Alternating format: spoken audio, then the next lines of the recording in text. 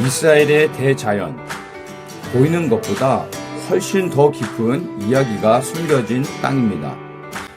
하나님은 우리 인생을 생육하고 번성하는 풍요로도 인도하시지만 때때로 고독한 시간, 메마른 광야에 홀로 두실 때도 있습니다. 오늘의 여정은 도망자 다윗의 피난처 아둘람에서 시작하겠습니다. 다윗은 질투와 분노에 눈먼 사울의 추격을 피해 아둘람 굴에 몸을 숨겼습니다. 아둘람은 히브리어로 은신처, 피난처라는 뜻으로 다윗이 400명의 용사들과 함께 머물렀던 곳인데요. 아둘람에서 이렇게 많은 방문객을 만나는 건 무척 드문 일입니다.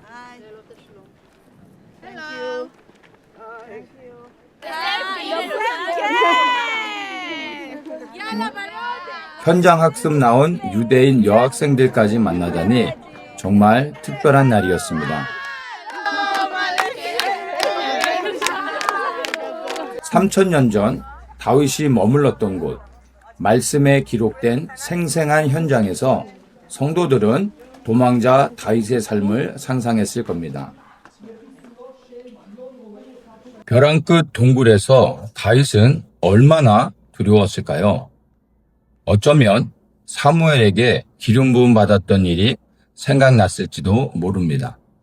그러나 다윗을 기다리는 건 비참한 도망자의 삶이었습니다. 이곳은 사울을 피해 숨어 들어온 곳이기도 하지만 사실 또 다른 편으로 보면 다윗이 이스라엘의 왕국을 세우기 위해서 반드시 거쳐가야 하는, 그리고 통과해야 하는 장소로 하나님께서 그를 준비시키기 위해 보낸 곳이라고 또한 우리가 생각할 수 있습니다. 여기엔 사람이 거주하지 않습니다. 그러기에 그가 숨기에는 가장 적합한 장소였습니다. 그런데 사실은 숨기에는 가장 적합했을지 몰라도 어떻게 보면 숨어 들어와서 누구에게도 자신을 들출 수 없는 다윗의 입장에서 보면은 너무나 비참해진 상황인 거죠. 숨어 들어왔지만 발각될 수 있고 더 이상 숨을 곳도 없다라는 것이 우리의 현실일 때 얼마나 두렵겠습니까? 그런데 다윗은요, 이러한 상황 가운데서 그는 하나님을 향하여 원망하거나 불평하지 않고 오히려 하나님을 향하여 놀라운 찬양과 고백을 올려드립니다.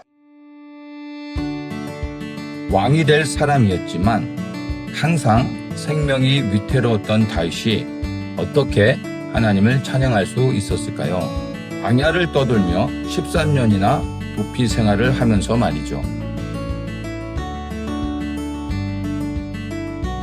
환난 가운데 다윗은 하나님만 바라보았습니다.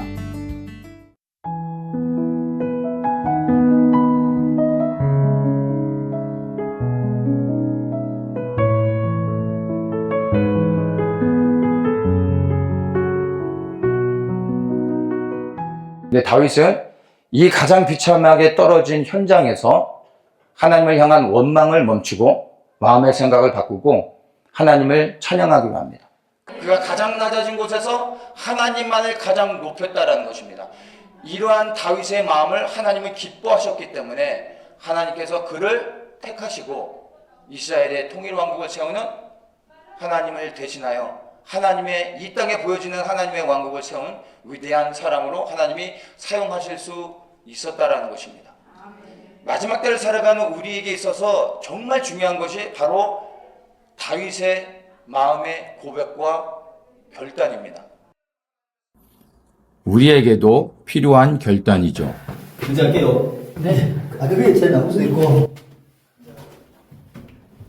동굴 밀집 지역인 아둘람에서는 이렇게 한 사람이 겨우 통과할 수 있는 동굴들이 꽤 많은데요. 이제 시작이야. 이제 시작이에요? 자, 들어오세요. 어떻게 미로처럼 이어진 이 좁은 동굴에서 살 수 있었을까 상상이 되지 않습니다. 도망자 다윗이 하나님의 긍휼을 구하며 버텨낸 곳이 바로 이 아둘람 굴입니다.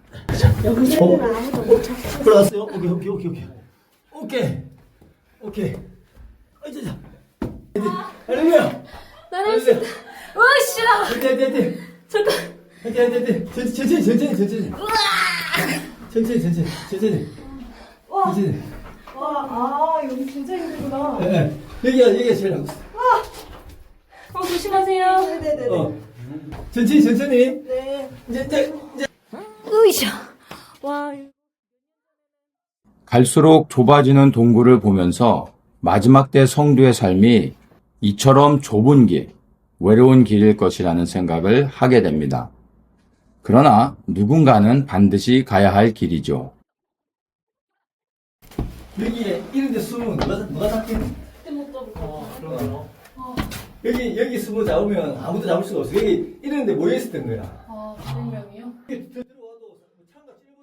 세상과 구별된 마지막 때 성도의 삶이 이런 모습 아닐까요? 하나님의 사람이었지만 다윗은 때로는 미치광이가 되고 때로는 두려워 떨었습니다. 그러나 다윗은 마침내 하나님의 새로운 공동체를 만들었습니다. 사울의 왕국에 속할 수 없는 사람들이 다윗에게 찾아온 것입니다. 그리고 그 찾아온 400명의 이 사람들은 가만히 보면 나중에 성경에서 이들을 뭐라고 기록하냐고 하면은 다윗을 도와 왕국을 세운 용사들이라고 표현을 하고 있습니다. 여러분, 우리의 다윗이 누구이십니까?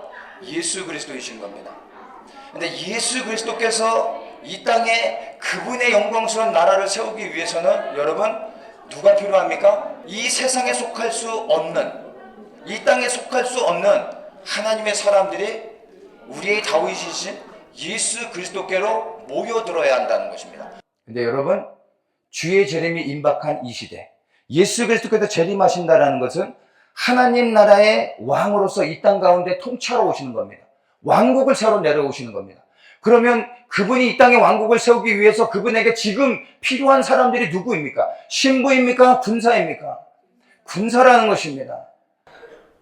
이 세상에 속할 수 없어서 원통한 마음 가운데, 억울한 마음 가운데서 우리의 다윗이신 예수 그리스도께 생명 걸고 나오는 자들, 그리하여 각자의 무기를 가지고 우리의 다윗 그리스도를 위하여 전장에 나아가 그분의 영광을 위해 생명 걸고 싸울 수 있는 자들을 바로 우리를 부르고 있다라는 것입니다.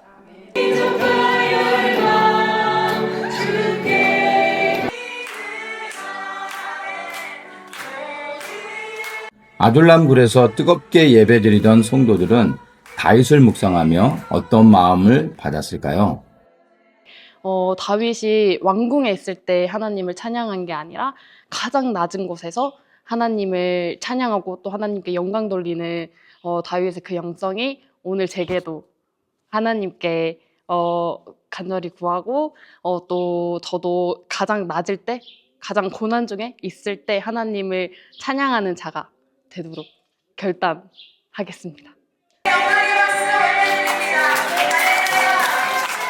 우리의 기도는 저 사랑스러운 학생들이 예수님께 돌아오는 것입니다.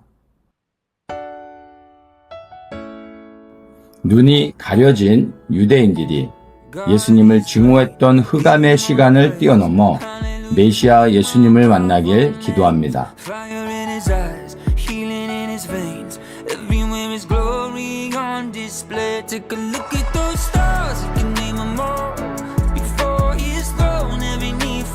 시편의 저자 다윗은 대자연을 향해 하나님을 찬양하라고 선포했고 메마른 광야를 지날 때도 하나님을 찬양했습니다.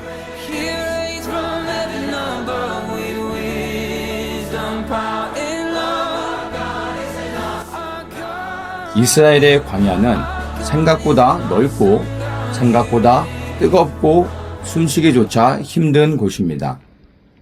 이 척박한 땅에서 다윗은 도망자로 살았고 예수님은 사단에게 시험을 받으셨습니다. 마지막 때를 사는 우리도 예수님처럼 그리고 다윗처럼 살아야 할 것입니다. 북쪽으로는 여리고 남쪽으로는 네게부 사막 경계까지 끝없이 펼쳐진 황무지. 바로 이곳이 하나님을 만나는 곳입니다.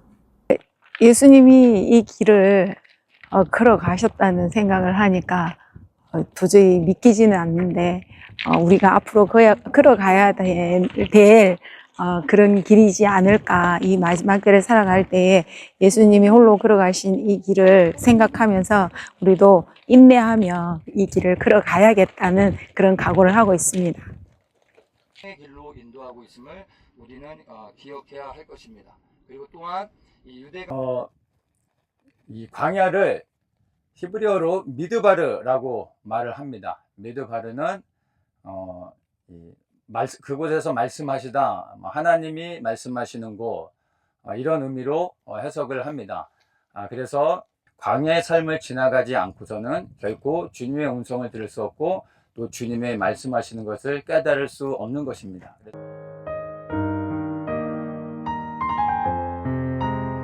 세상의 소리가 사라진 이 적막한 땅에서 우리는 비로소 하나님의 음성을 듣게 되고 다윗의 고백이 새롭게 느껴질 것입니다. 다윗에게 광야의 고난이 없었다면, 그 타는 목마름이 없었다면, 외롭고 두려운 시간이 없었다면 하나님 마음에 합한 사람이 될 수 있었을까요?